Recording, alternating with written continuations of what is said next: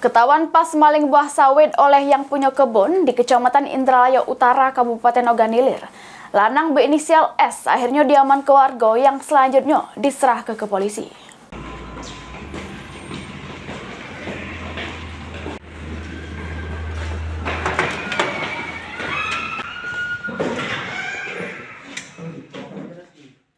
Kepegok pas maling buah sawit oleh pemilik kebun di Kecamatan Indralaya Utara, Kabupaten Ogan Ilir.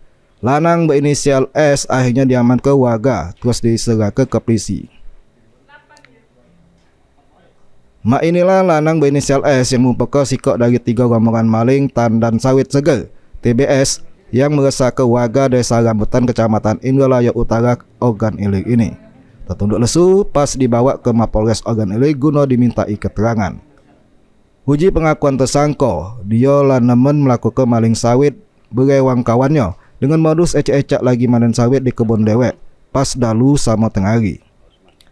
Dari tersangka, polisi ngaman ke barang bukti ratusan tandan buah kelapa sawit dengan berat 700 kg, sikap mobil pickup sama alat panen buah kelapa sawit. Berapa ton kira-kiranya? Kemarin itu 7 pikul. Pelaku melakukan aksinya, kemudian diketahui oleh pihak korban.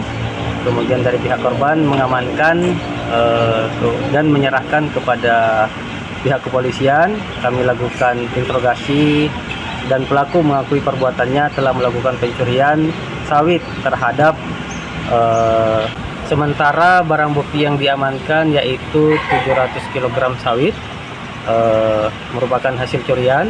Kemudian inisial tersangka S dan kami persangkakan dengan pasal 363 KUHP dengan ancaman hukuman penjara 7 tahun. Jadi untuk tersangka lainnya tentunya kami melakukan pengejaran terhadap tersangka lainnya yang melakukan pencurian sawit di wilayah hukum Kabupaten Ogan Ilir. Guna nanggung jawab ke perbuatannya, pelaku ini dijerat dengan pasal 363 KUHP dengan ancaman hukuman 7 tahun penjara. Ahmad Wamawi, PAL TV.